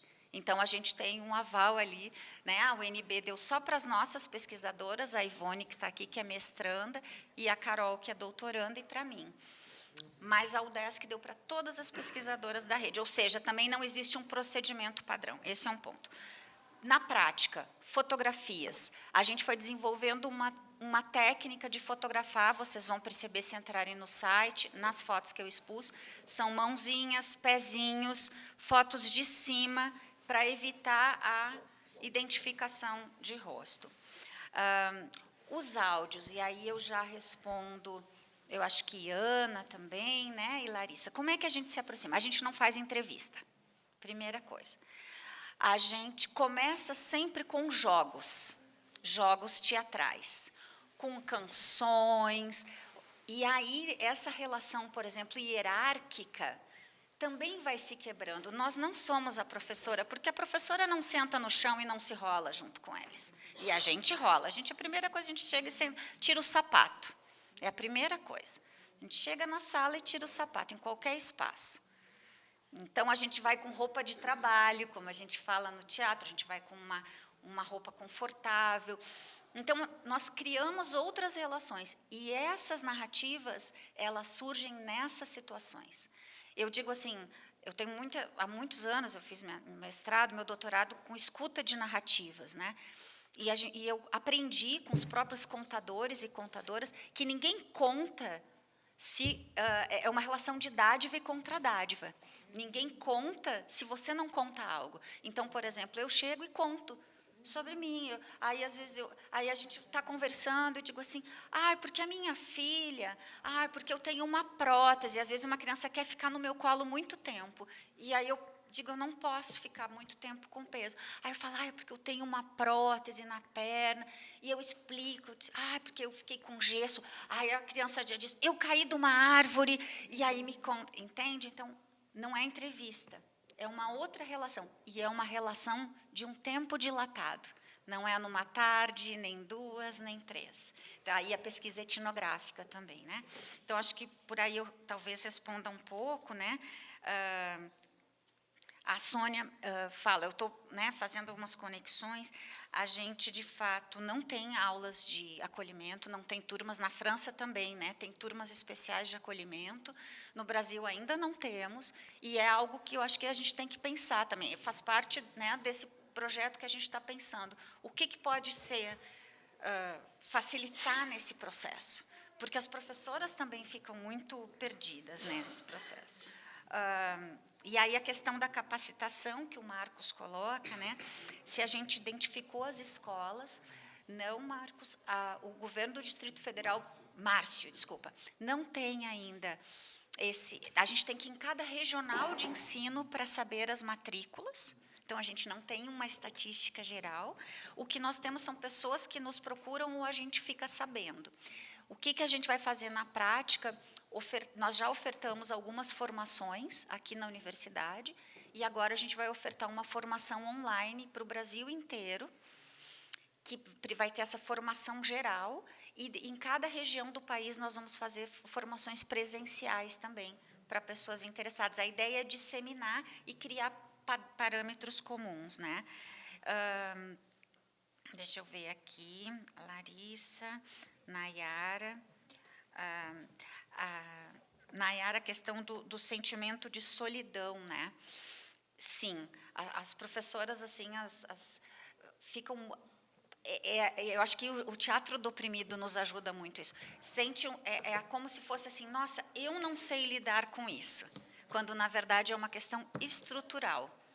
E aí a importância da gente saber os direitos que tem, e a gente tem agora uma subsecretaria de diversidade aqui no DF que está movimentando isso, mas temos um longo caminho ainda para que seja construída uma política nacional, não apenas migratória, mas de educação para migrantes, refugiados e apátridas também,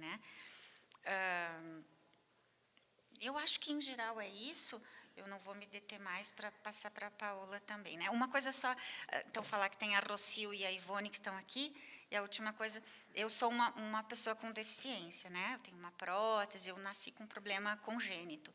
E tem uma frase no movimento das pessoas com deficiência que é nada sobre nós sem nós. E para nós isso é muito importante, eu acredito no movimento também, nas políticas migratórias, a gente passar a trabalhar diretamente com os sujeitos que estão aqui, que podem nos ajudar e contribuir e formular essas políticas junto com a gente também.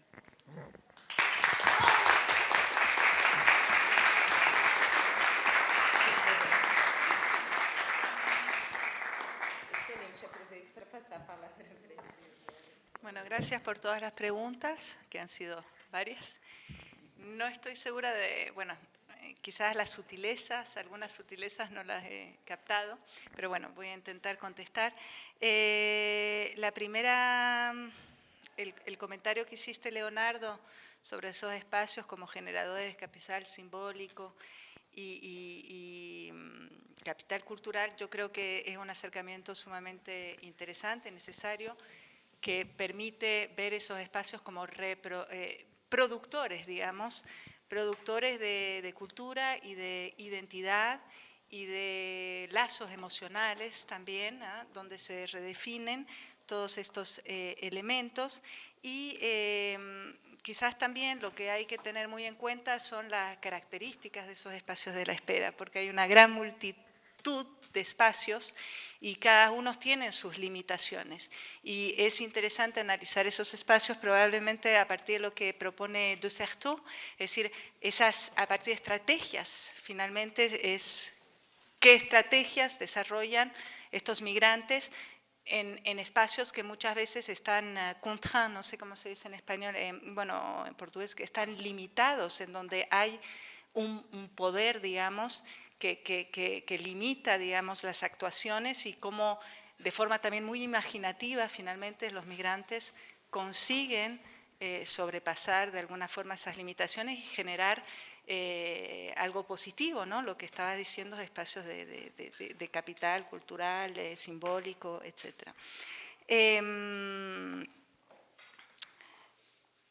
Luego, no sé si entendí toda la pregunta, pero acerca un poco del arte como elemento movilizador, creo. Yo, bueno, tengo la sensación que efectivamente, bueno, el cine en particular, que seguramente el cine sea uno de los artes que tenga más impacto, ¿no? Que llegue, digamos, a más cantidad de personas. Bueno, yo creo que como son discursos, ¿no? que se crean, discursos cinematográficos, y quizás en ciertos casos se pueda considerar que son también generadores de estigmas, creo que por ahí iba, ¿no? Usted. Luego también está toda la dificultad que la recepción es muy subjetiva, entonces pueden haber varias lecturas, pero a mí me da la sensación que el cine de estos últimos años sobre la migración intenta salir un poco de la construcción de un imaginario dramático, espectacularizante, etcétera, y se centra más en individualidades, en procesos más sutiles, digamos, que alejan un poco de la figura estigmatizadora, pero es cierto que también puede ser un peligro recrear, digamos, o retroalimentando algunas imágenes ya estigmatizadoras, ¿no? Luego, bueno, y a la vez creo que tiene el cine quizás, no sé, la fuerza de poder, bueno, influir, no sé, habría que medirlo hasta qué punto sobre las políticas públicas, pero yo creo que tiene un impacto social, puede tener un impacto social muy importante. Y es interesante, por ejemplo, ver que en estos últimos años han aparecido muchísimos festivales sobre cine de migración, que es algo muy novedoso, y están teniendo un papel importante, ¿no? en la difusión, en la mediatización, en el poner en relación los diferentes actores, y yo creo que eso es un proceso muy positivo, y pensar en ese impacto, ¿no? Posible. Y también pensaba justamente, quizás lo hayas dicho, pero me perdí, pero a nivel también pedagógico, ¿no? Quizás haciendo la conexión con lo que decías, efectivamente, bueno, a veces es un poco difícil saber cuál es la intención, ¿no? del que produce esas películas, pero yo creo que algunos directores realmente tienen una intención pedagógica, que puede ser criticada también, porque a veces acentúan algunos puntos, digamos, dramatizan algunos aspectos, pero con esa idea de decir, bueno, no se vayan, ¿no? El camino es muy difícil. Entonces, dependiendo un poco de esa mirada que proponen, y luego también es un cine, bueno, un cine que identificamos como un cine de impacto, un cine muy comprometido, que también como investigador lo tenemos que tener muy en cuenta, ¿no? Porque es un discurso, bueno, eso, con un compromiso social muy grande. Y sin embargo, creo que es interesante en la medida en que ofrece finalmente una gran multiplicidad de narrativas. Son discursos, son historias, que nos van narrando, y quizás para la investigación lo que es interesante es que estos directores de los últimos años pretenden ofrecer, digamos, o crear un discurso cinematográfico a partir de trabajos de investigación. Muchos cuentan que antes de hacer la película se pasaron 2 años haciendo entrevistas de migrantes, tomando el tren de la muerte ahí en México, visitando a los familiares, etc. Hay realmente un deseo de impregnarse, para los que no han vivido la experiencia, digamos, de toda esa vivencia del migrante. Y es interesante porque muchos finalmente hacen casi un trabajo antropológico, digamos, de investigación bastante fuerte, ¿no? Y también lo que me parece interesante de las propuestas es que a la vez hay ese deseo de impregnarse de la realidad, de tener un discurso, digamos, o de retratar vivencias que sean reales, por así decirlos, y a la vez a través del uso de la ficción para algunos, o del uso de la ficción, mejor dicho, de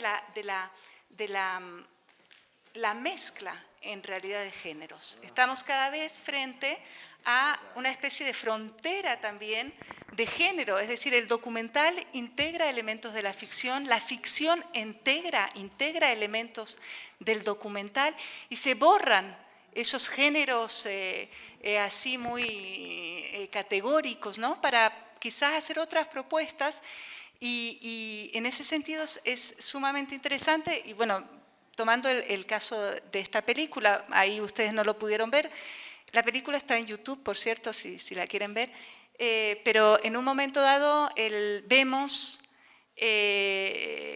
imágenes de como pequeños videos de migrantes ecuatorianos que envían a sus familiares diciéndole, bueno, te extrañamos, espero que lo estés pasando, que la experiencia en España sea buena, vuelve aquí, o algún video de cumpleaños, es decir, recordando, ¿no?, lo que es la vida en el lugar, pero que son reales. Entonces, como en la ficción, finalmente ese archivo es introducido, ¿no? Y yo creo que hay un juego así muy interesante de diferentes cineastas intentando borrar esos límites, ¿no? A la vez reivindicando uno y otro, y también la ficción necesaria como alternativa y salida, ¿no? Acá lo vemos un poco, bueno, algunos hablaron de realismo mágico, no sé, pero esa idea de lo irreal, de lo mágico, de lo fantástico, lo están integrando muchos cineastas, sobre todo, por ejemplo, películas sobre la migración interna, los desplazamientos internos, con toda la migración interna colombiana, en donde finalmente eso, lo que decías, ¿no?, que parece que no hay salida, pero sí la hay. Y otra realidad, porque eso no es que esté asumido como irreal, sino forma parte de la propuesta que se nos hace, ¿no? Bueno, no sé si contesté realmente a todas las preguntas. Muchas gracias.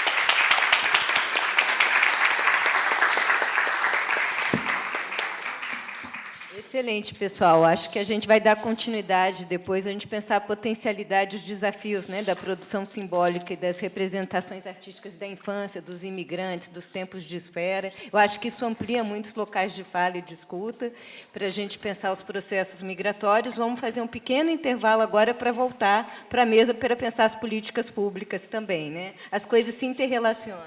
Quantos minutinhos? 10 minutinhos, pessoal.